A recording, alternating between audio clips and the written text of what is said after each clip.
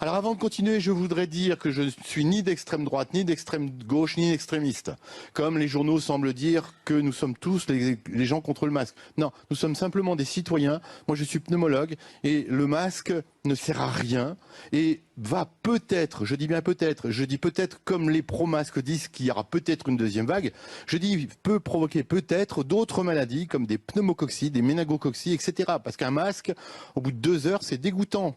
Il se remplit de nos germes personnels dans la bouche, puisque nous sommes tous porteurs sains de milliards de germes très pathogènes. Et un masque, au bout de 2 heures, c'est un bouillon de culture.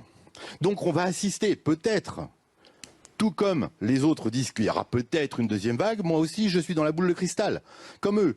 Je dis que peut-être on aura des pneumococcis, on aura une épidémie de méningite, de pneumopathie, etc.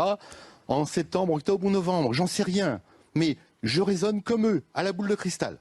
Donc vous dites que le port du masque est contre-productif, ça sert à rien, vous dites, et non seulement ça sert à rien, mais ça peut provoquer des maladies. Bien sûr, ça c'est...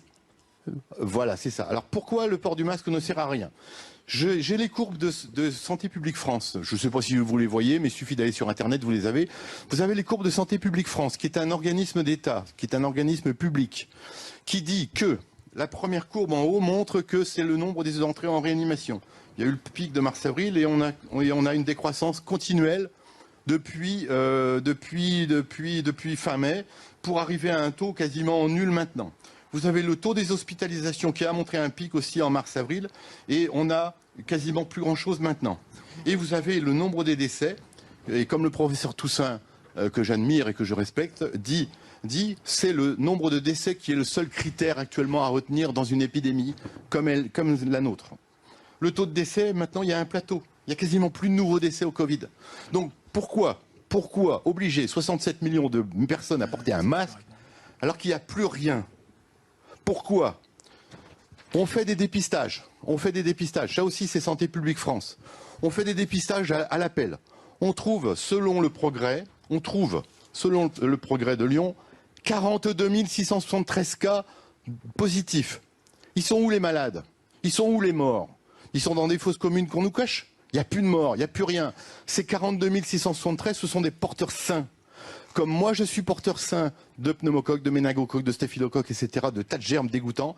Je suis porteur sain. Le monsieur en face de moi, il est porteur sain. Vous êtes porteur sain. Tout le monde est porteur sain. À quoi ça sert un porteur sain?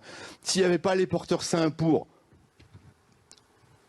en retenir la bactérie ou le virus, mais on serait tous malades, ça serait une hécatombe. Il y aurait des morts partout, ça sentirait le cadavre partout dans les rues. On marcherait sur les cadavres, etc. Il faut arrêter la psychose. L'épidémie est finie depuis fin mai. Et comme en virologie respiratoire, il n'y aura pas de deuxième vague. Il n'y a jamais eu de deuxième vague en virologie respiratoire, sauf peut-être pour la grippe espagnole en 18-19. Mais ça, c'est un autre problème. Bon, tous les gens sensés vous diront qu'il n'y a pas de deuxième vague à attendre. On va attendre dans 15 jours. Monsieur Véran a dit dans 15 jours. Il y aura une deuxième vague, je l'attends avec de pied ferme. Et dans 15 jours, c'est mon passage à l'ordre des médecins. Si les rues ne sont pas jonchées de cadavres, c'est que j'ai raison. Et la Suède, où il n'y a pas de masque, eux, ils ont une décroissance. Et nous, on a une petite remontée, et les synchrones et parallèles, la petite remontée à l'obligation du port de masque. Parce qu'on empêche les porteurs sains de se multiplier. Donc, tester tous ces gens-là par millions, c'est idiot. Je vais dire un autre mot. C'est idiot, ça sert à rien, on dépiste des porteurs sains qui sont là pour nous protéger. Non mais moi je suis incapable de répondre. Je suis incapable de vous répondre et on est autour de la table. On est absolument incapable. Je vous entends, je dis la même chose que le professeur Toussaint. Je suis incapable de mener la discussion. Je suis incapable de mener la discussion par définition. Le professeur Toussaint, le professeur Toussaint dit la même chose, le professeur Perron aussi, et moi je me suis fait mon analyse tout seul dans mon petit cabinet de provincial, et je suis arrivé aux mêmes conclusions. Donc il faut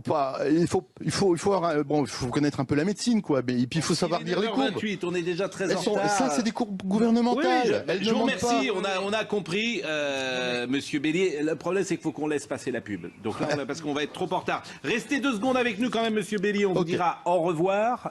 Patrick Bélier, qui est pneumologue. Évidemment, ce que vous dites.